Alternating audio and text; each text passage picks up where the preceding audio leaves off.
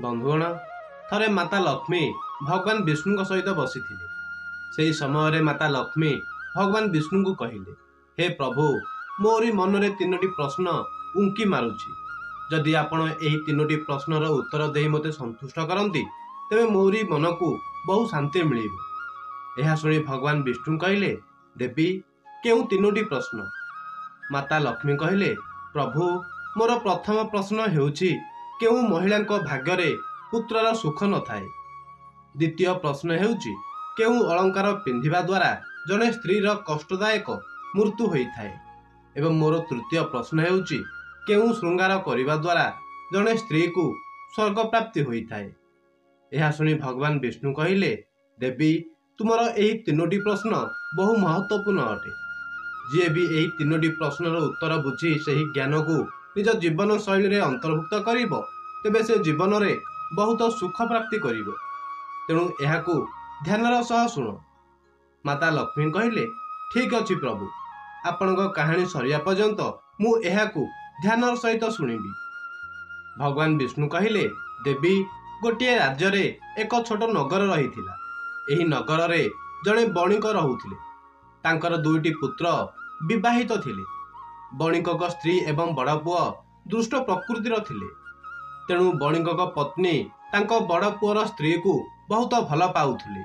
एपटे सान पुओर स्त्री बहुत ही भल स्वभावर महिला थिला एवं ता सहित से जड़े पतिव्रता स्त्री मध्य थिले। बणिकक पत्नी एवं बड़ बहु सबुबले सान बहु को अपमानित करुथिले एवं बहु हैराण मध्य करुथिले। भगवान विष्णु कहले, देवी बणिकक बड़ बहुर गोटे पुओ एवं सान बहुर गोटे झियो थिला। एही कारणरू बणिकक पत्नी सबुबले पुओ को नहीं अपमानित करुथिले, किंतु से कौन बा करि पारि थांता। सबु अपमान को चुपचाप सह सुनी नउथुला। भगवान विष्णु कहले, देवी लक्ष्मी एबे मु तुमको सान बहुर कहानी भल भाबरे बुझाइबी। सेथिरु तुमे तुमर प्रथम प्रश्नर उत्तर पाई पारिबो। भगवान विष्णु कहले, देवी लक्ष्मी बणिकक पत्नी पूर्वरु ही जड़े दुष्ट प्रकृतिर थिले। तांकरी कारणरू परिवार समस्त सदस्य अत्यंत विव्रत हो पड़ुथिले। से तांको सरल सान बहु को बहुत असुविधा रे पकाउथिले। सान बहु को कष्ट देबारे तांकु बहुत आनंद मिलुथुला। सान बहु सखाळु उठी घरर सबु काम करिथाए। एहा सत्वे सान बहु सासुंको आखिरे खटकु थाए। दिने जेतेबेले सान बहु घर झाड़ू करुथुला तेबे बणिकक पत्नी कहिले, तो हाथ में कौन बल नाही, टिके शीघ्र करूनु, मु मंदिर को जाउछि। मंदिर रु फेरिया पूर्वरु रोषेई प्रस्तुत करी रखिबु। सान बहु सासुंग कथा सुनिला एवं घर सफा कर सारिबा परे रोषेई करिबा आरंभ कला। रोषेई करिबा समय रे से भाबुथुला एते परिश्रम करिबा परे मध्य किछि क्षण पई निश्वास नेबाकू मध्य समय नाही। किंतु ए सबु परे भी मो सासु मो काम रे सबुबले किछि ना किछि दोष खोजुछंती। एही समय कबाड़ बाड़ेबार शब्द शुणागला और सान बहु भाविला कि रोषेई तो सरी जाइछि, लागुछि मोर सासु बोधे शीघ्र फेरी आसिछंती। किंतु कबाड़ खोलिला परे से देखिला जड़े सन्यासी द्वार रे ठिया होइछंती। एही सन्यासी जनक सान बहु कहले, झियो एही बाबांकु किछि खाद्य खाइबाकू देव, मु बहुत भोकेरे अछि। भगवान विष्णु कहले, देवी लक्ष्मी सान बहु बहुत धार्मिक एवं संस्कारी थिला। तेणु भाविला मु एही साधु को खाद्य तो देदेवी, किंतु जदि मो सासु आसी जाती तेबे मते छाड़िबे नाही। तापरे किछि समय चिंता करिया परे से साधु को खाइया पई भीतर को डाकिला।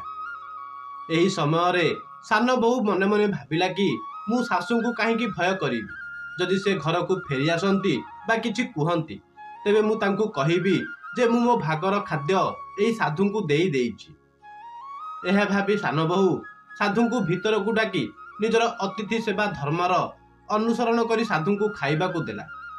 साधु जनक खाइबा समय रे सान बहुर सासु पहुंची गले एवं साधु को घर भितर बसी खाउथिबार देखि से क्रोधरे निया होई गले। फଳରେ सासु साधु को कहिले, एठारे कोन भंडार खोला होईछि, तुमे बसिकरी खाद्य खाइबो, एठारु शीघ्र बाहरी जाओ। सान बहु तांको सासु को अटकाइबाकू बहुत चेष्टा कला, किंतु से साधु को घर बाहर करदेले एवं खाद्य सबू को बाहर को फिंगी देले। ଶାଶୁ ସାନ ବୋହୂ ଉପରେ ରାଗି କରି କହିଲେ କି ମୁଁ ତୋତେ ଗୋଟିଏ ବି ଖାଦ୍ୟର ଶସ୍ୟ ମଧ୍ୟ ନଷ୍ଟ ନ କରିବାକୁ କହିଛି, କିନ୍ତୁ ତୁ କ'ଣ କଲୁ? ଏହି ସାଧୁଙ୍କୁ ଖାଇବାକୁ ଏତେ ଖାଦ୍ୟ ଦେଇଦେଲୁ। ଭଗବାନ ବିଷ୍ଣୁ କହିଲେ, ଦେବୀ। ସାନ ବୋହୂ ଧୀର ସ୍ଥିର ଭାବରେ କହିଲା, ମା, ମୋ ଭାଗର ଖାଦ୍ୟ ତାଙ୍କୁ ଦେଇଥିଲି, ଏଣୁ ଏତେ କଥା କହିବା କ'ଣ ଦରକାର ଥିଲା? ଏହା ସହିତ ଅତିଥି ହେଉଛନ୍ତି ଭଗବାନଙ୍କ ରୂପ ଏବଂ ପ୍ରତ୍ୟେକ ବ୍ୟକ୍ତି ଅତିଥି ଧର୍ମକୁ ଅନୁସରଣ କରିବା ଉଚିତ। ଭଗବାନ ବିଷ୍ଣୁ କହିଲେ କି ଏହିପରି ଭାବରେ ଶାଶୁ ଏବଂ ବୋହୂ ମଧ୍ୟରେ ତର୍କ ବିତର୍କ ଦୀର୍ଘ ସମୟ ଧରି ଚାଲିଥିଲା। ଶେଷରେ ଶାଶୁ ବଳପୂର୍ବକ ସାନ ବୋହୂକୁ ଘରୁ ବାହାର କରିଦେଲା। ସାନ ବୋହୂ କାନ୍ଦି କାନ୍ଦି କବାଟକୁ ବାଡ଼େଇ ଚାଲିଥିଲା, କିନ୍ତୁ ତା ଶାଶୁ ପଥର ପରି ରହିଥିଲା ଏବଂ ସେ କବାଟ ଖୋଲିଲା ନାହିଁ। ବର୍ତ୍ତମାନ ନିଜ ବାପ ଘରକୁ ଫେରିବା ଛଡ଼ା ସାନ ବୋହୂ ପାଖରେ ଆଉ କୌଣସି ବିକଳ୍ପ ନଥିଲା। ଭଗବାନ ବିଷ୍ଣୁ କହିଲେ, ଦେବୀ ଲକ୍ଷ୍ମୀ। ଏହିପରି ଭାବରେ ସାନ ବୋହୂ ବହୁତ ଦୁଃଖୀ ହୋଇ ନିଜ ବାପ ଘରକୁ ବାହାରିଗଲା। ରାସ୍ତା ମଝିରେ ଏକ ଘଞ୍ଚ ଜଙ୍ଗଲ ପଡ଼ିଲା। ହଠାତ୍ ସେହି ସମୟରେ କଳା ମେଘ ମାଡ଼ି ଆସିଲା ଓ ପ୍ରବଳ ବର୍ଷା ଆରମ୍ଭ ହୋଇଗଲା। ବର୍ଷାରୁ ରକ୍ଷା ପାଇବା ପାଇଁ ସାନ ବୋହୂ ଗୋଟିଏ ଗଛର ସାହାରା ନେଲା, କିନ୍ତୁ ବର୍ଷା ଏତେ ଜୋରରେ ହେଉଥିଲା ଯେ ସେ ଏଥିରୁ ରକ୍ଷା ପାଇବା କଷ୍ଟକର ହୋଇପଡ଼ିଲା। ସାନ ବୋହୂ ସେ ଗଛରେ ଥିବା ଗର୍ତ୍ତ ଭିତରେ ପ୍ରବେଶ କଲା ଏବଂ ଭାବିଲା ଯେ ବର୍ଷା ବନ୍ଦ ହେବା ପରେ ସେ ବାହାରକୁ ଆସିବ। ସେତେବେଳେ ଯାଏଁ ଏହି ଗର୍ତ୍ତ ଭିତରେ ନିଜକୁ ରକ୍ଷା କରିପାରିବି। ସାନ ବୋହୂ ଯେଉଁ ଗଛର ଗର୍ତ୍ତ ଭିତରେ ଥିଲା ସେଠାରେ ପୂର୍ବରୁ ଜଣେ ଋଷି ଥିଲେ। ସେ କହିଲେ, ଝିଅ, କାନ୍ଦିବା ବନ୍ଦ କରନ୍ତୁ। ମୁଁ ଜାଣିପାରୁଛି କି ତୁମର ଶାଶୁଘର ଲୋକମାନେ ତୁମକୁ ଅସମ୍ମାନ କରନ୍ତି, କାରଣ ସେମାନେ ଅତ୍ୟନ୍ତ ଦୁଷ୍ଟ ପ୍ରକୃତିର ଅଟନ୍ତି। ତୁମକୁ କଷ୍ଟ ଏଥିପାଇଁ ଦିଅନ୍ତି କାରଣ ତୁମର ଏପର୍ଯ୍ୟନ୍ତ କୌଣସି ପୁତ୍ର ସନ୍ତାନ ନାହିଁ। ତେଣୁ ବ୍ୟସ୍ତ ହୁଅ ନାହିଁ। ମୁଁ ତୁମକୁ ଏହି କାଗଜ ଦେଉଛି। ଏହି କାଗଜରେ ଯାହା ଉପାୟ ଲେଖା ହୋଇଛି ତାକୁ ସମ୍ପୂର୍ଣ୍ଣ ଭକ୍ତିର ସହିତ କର ଏବଂ ତାପରେ ତୁମେ ଗୋଟିଏ ଗୁଣବାନ ପୁତ୍ର ପାଇପାରିବ। ଏହିପରି ଭାବରେ ସାଧୁ ସାନ ବୋହୂକୁ କାଗଜଟିଏ ଦେଇ ସେଠାରୁ ଚାଲିଗଲେ। ଏହାପରେ ଅନ୍ଧକାର ହୋଇଗଲା ଏବଂ ବର୍ଷା ମଧ୍ୟ ବନ୍ଦ ହୋଇଗଲା। ସାନ ବୋହୂକୁ ଖୋଜି ଖୋଜି ତାଙ୍କ ସ୍ୱାମୀ ସେଠାରେ ପହଞ୍ଚିଗଲେ ଏବଂ ସାନ ବୋହୂ ନିଜ ବାପ ଘରକୁ ନ ଯାଇ ସ୍ୱାମୀ ସହ ସେହି ଜଙ୍ଗଲରେ ଏକ କୁଟୀର ବନାଇ ବାସ କରିବା ଆରମ୍ଭ କରିଦେଲେ। ଭଗବାନ ବିଷ୍ଣୁ କହିଲେ, ଦେବୀ ଲକ୍ଷ୍ମୀ। ଗୋଟିଏ ଦିନର କଥା, ସାନ ବୋହୂ ଏକ ପୁତ୍ର ସନ୍ତାନ ବିଷୟରେ ଚିନ୍ତା କରିବାକୁ ଲାଗିଲା। ଯଦି ମୋର ମଧ୍ୟ ଗୋଟିଏ ପୁତ୍ର ଥାଆନ୍ତା ତେବେ ମୋର ଶାଶୁ ଘରେ ମୋତେ ସମ୍ମାନ ମିଳିଥାନ୍ତା। ଠିକ୍ ସେହି ସମୟରେ ଋଷି ଦେଇଥିବା କାଗଜକୁ ମନେ ପକାଇଲା ଏବଂ ଯେତେବେଳେ ସାନ ବୋହୂ ସେ କାଗଜ ପଢ଼ିଲା ତେବେ ସେଥିରେ ଲେଖା ହୋଇଥିଲା କି ଝିଅ ପୁତ୍ର ପ୍ରାପ୍ତି ପାଇଁ ସ୍ତ୍ରୀ ସର୍ବଦା ସ୍ୱାମୀର ପାର୍ଶ୍ୱରେ ଶୋଇବା ଉଚିତ। ଯେତେବେଳେ କିଛି ସମୟ ପରେ ମଣିଷ ବାମ ପଟକୁ ବୁଲେ ତେବେ ଡାହାଣ ନାକରେ ସ୍ୱର ଏବଂ ଡାହାଣ ପଟକୁ ବୁଲିଲେ ବାମ ନାକର ସ୍ୱର ସକ୍ରିୟ ହୋଇଯାଏ। ଯେତେବେଳେ ପୁତ୍ର ସନ୍ତାନ ପ୍ରାପ୍ତିର ଇଚ୍ଛା ଥାଏ ସେତେବେଳେ ମିଳନ ପୂର୍ବରୁ ଏହା ନିଶ୍ଚିତ ହେବା ଉଚିତ ଯେ ପୁରୁଷର ଡାହାଣ ସ୍ୱର ଏବଂ ସ୍ତ୍ରୀର ବାମ ନାକର ସ୍ୱର ସକ୍ରିୟ ହେବ ଏବଂ ଗର୍ଭଧାରଣ ଏହି ସମୟରେ କରାଯିବା ଉଚିତ। ଏହା କରିବା ଦ୍ୱାରା ନିଶ୍ଚିତ ଭାବରେ ଏକ ପୁତ୍ର ପ୍ରାପ୍ତି ହୋଇଥାଏ ଏବଂ ଅପରପକ୍ଷେ ଯଦି ପରିସ୍ଥିତି ଓଲଟା ହୁଏ ତେବେ ଗୋଟିଏ ଝିଅ ଜନ୍ମ ହୋଇଥାଏ।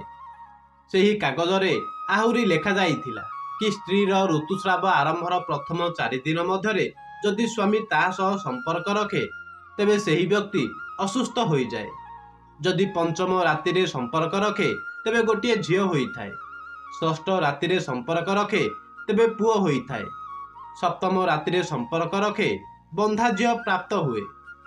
ଅଷ୍ଟମ ରାତିରେ ସମ୍ପର୍କ ରଖିଲେ ଗୋଟିଏ ଗୁଣବାନ ପୁତ୍ର ପ୍ରାପ୍ତ ହୁଏ।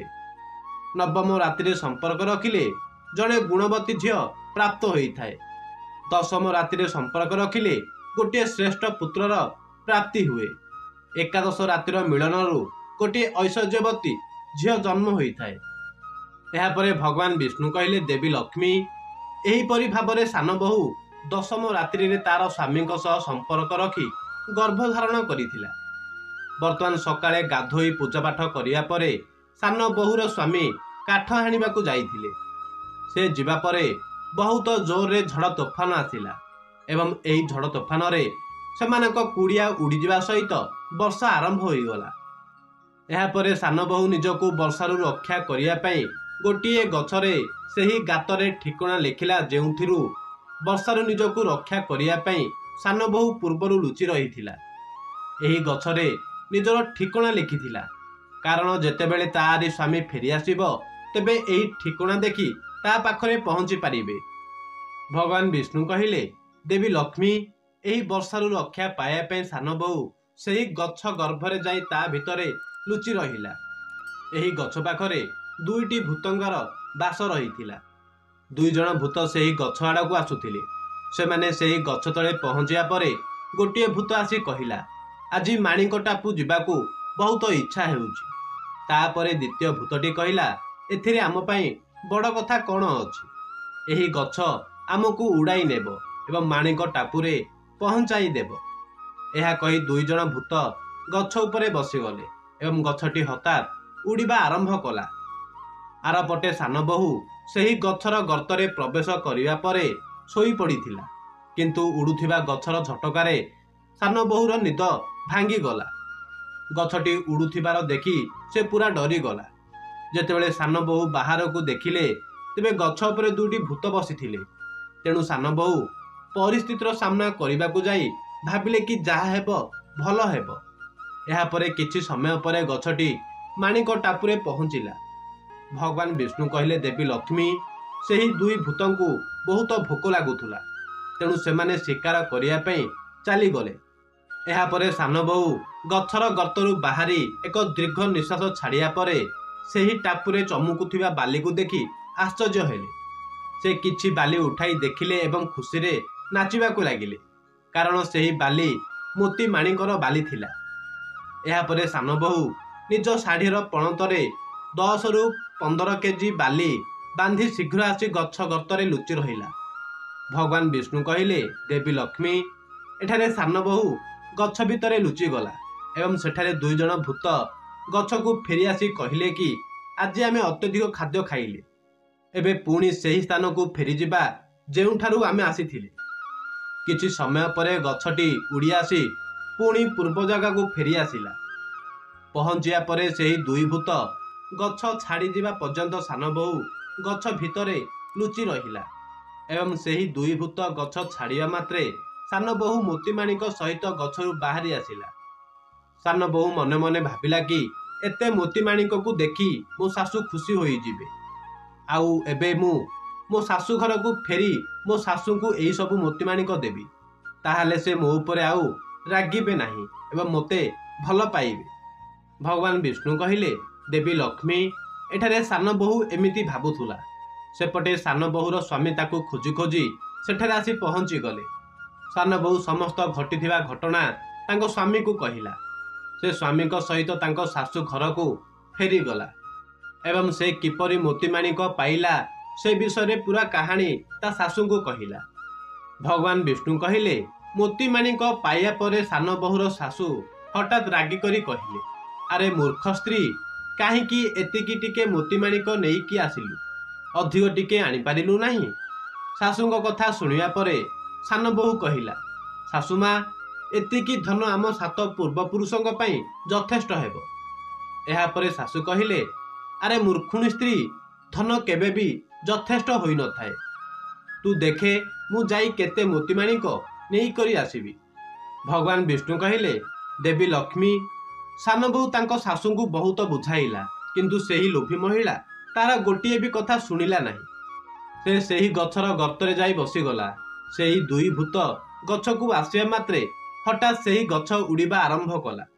गोटिए पटु गछ उपरकू उठुथुला एवं अन्य पटु सान बहुर सासु बहुत खुशी होउथुले कि आज मु सबुतक मोतीमाणिक नेई आसीबी।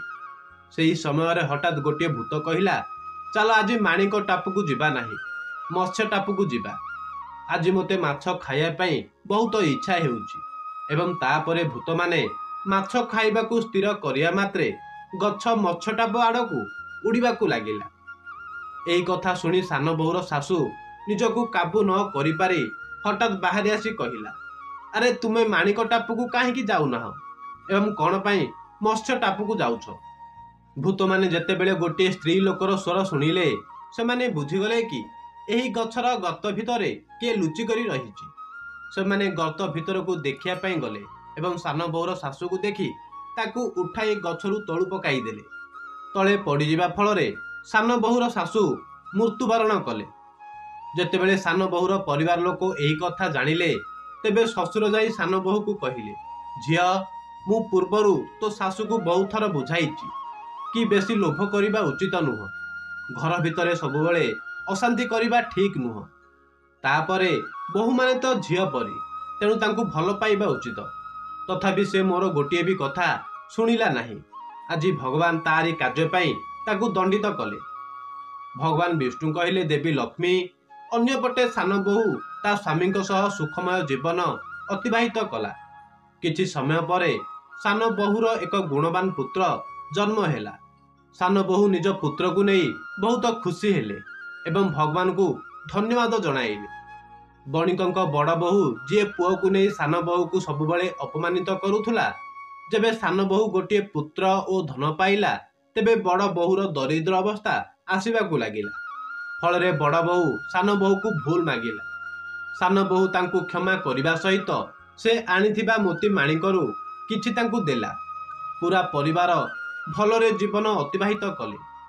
ବଡ଼ ବୋହୂର ବଡ଼ ପୁଅ ଅବଗୁଣ କାରଣରୁ ସେ ସବୁ ଧନକୁ ନଷ୍ଟ କରିବାକୁ ଲାଗିଲା ଏବଂ ସାନ ବୋହୂର ପୁଅ ବଡ଼ ଗୁଣବାନ ଥିଲା। ସେ ବହୁ ଉନ୍ନତି କରିବାରେ ଲାଗିଲା। ଯେତେବେଳେ ସାନ ବୋହୂ ଓ ବଡ଼ ବୋହୂର ଜୀବନ ଶେଷ ହେଲା, ତେବେ ସାନ ବୋହୂ ସ୍ୱର୍ଗକୁ ଏବଂ ବଡ଼ ବୋହୂ ନର୍କକୁ ଗଲେ। ଭଗବାନ ବିଷ୍ଣୁ କହିଲେ, ଦେବୀ ଲକ୍ଷ୍ମୀ, ତୁମର ପ୍ରଥମ ପ୍ରଶ୍ନ ଥିଲା କେଉଁ ସ୍ତ୍ରୀର ଭାଗ୍ୟରେ ପୁତ୍ରର ସୁଖ ନଥାଏ। ଏହାର ଉତ୍ତର ହେଉଛି, ଯେଉଁ ସ୍ତ୍ରୀ ସାଧୁ ଋଷିଙ୍କ କାଗଜରେ ଲେଖିଥିବା କାର୍ଯ୍ୟର ବିପରୀତ କାର୍ଯ୍ୟ କରିଥାଏ, ତାହାର ଭାଗ୍ୟରେ ପୁତ୍ର ନଥାଏ। ତୁମର ଦ୍ୱିତୀୟ ପ୍ରଶ୍ନ ଥିଲା କେଉଁ ଗହଣା ପିନ୍ଧିବା ଦ୍ୱାରା ଜଣେ ସ୍ତ୍ରୀର କଷ୍ଟଦାୟକ ମୃତ୍ୟୁ ହୋଇଥାଏ। ଏହାର ଉତ୍ତର ହେଉଛି, ଲୋଭରୂପୀ ଗହଣା, ଯାହା ବଣିକଙ୍କ ପତ୍ନୀ ପିନ୍ଧି ବହୁତ ମୋତିମାଣିକ ଲୋଭରେ ଗଛର ଗାତ ଭିତରେ ଲୁଚିଥିଲା ଏବଂ ଭୂତମାନେ ତାକୁ ତଳକୁ ପକାଇବାରୁ ତାର କଷ୍ଟଦାୟକ ମୃତ୍ୟୁ ହେଲା। ତେଣୁ ଲୋଭରୂପୀ ଅଳଙ୍କାର ପିନ୍ଧିବା ଦ୍ୱାରା ବ୍ୟକ୍ତିର କଷ୍ଟଦାୟକ ମୃତ୍ୟୁ ହୋଇଥାଏ। ପୁଣି ଭଗବାନ ବିଷ୍ଣୁ କହିଲେ, ଦେବୀ ଲକ୍ଷ୍ମୀ, ତୁମର ତୃତୀୟ ପ୍ରଶ୍ନ ହେଉଛି କେଉଁ ଶୃଙ୍ଗାର ପିନ୍ଧିବା ଦ୍ୱାରା ଜଣେ ସ୍ତ୍ରୀ ସ୍ୱର୍ଗକୁ ଯାଇଥାଏ। ଏହାର ଉତ୍ତର ହେଉଛି, ଚରିତ୍ର ରୂପୀ ଶୃଙ୍ଗାର। ତେଣୁ ପ୍ରତ୍ୟେକ ବିବାହିତ ମହିଳା ଉତ୍ତମ ସ୍ୱଭାବ ଓ ଚରିତ୍ରବାନ ହେବା ଉଚିତ। ଭଗବାନ ବିଷ୍ଣୁଙ୍କ ଉତ୍ତର ଶୁଣି ମାତା ଲକ୍ଷ୍ମୀ ବହୁତ ଖୁସି ହେଲେ ଏବଂ କହିଲେ, ସ୍ୱାମୀ, ଆପଣ ମୋର ଏହି ପ୍ରଶ୍ନର ଉତ୍ତର ଦେଇ ମୋର ଏହି ଦ୍ୱନ୍ଦ୍ୱକୁ ବଡ଼ ସରଳ ଭାବରେ ସମାଧାନ କରିଦେଲେ। ବନ୍ଧୁଗଣ, ଆଶା କରୁଛି ଏହି କାହାଣୀଟି ଆପଣଙ୍କୁ ନିଶ୍ଚୟ ପସନ୍ଦ ଆସିଥିବ। ଯଦି ଏହି କାହାଣୀଟି ଆପଣଙ୍କୁ ପସନ୍ଦ ଆସିଥାଏ, ତେବେ କମେଣ୍ଟ ବକ୍ସରେ ଜୟ ଶ୍ରୀରାମ ନିଶ୍ଚୟ ଲେଖିଦିଅନ୍ତୁ। ଏହା ସହ ଭିଡ଼ିଓକୁ ଲାଇକ୍ କରି ଆମରି ଚ୍ୟାନେଲକୁ ସବସ୍କ୍ରାଇବ୍ କରିଦିଅନ୍ତୁ। ଧନ୍ୟବାଦ।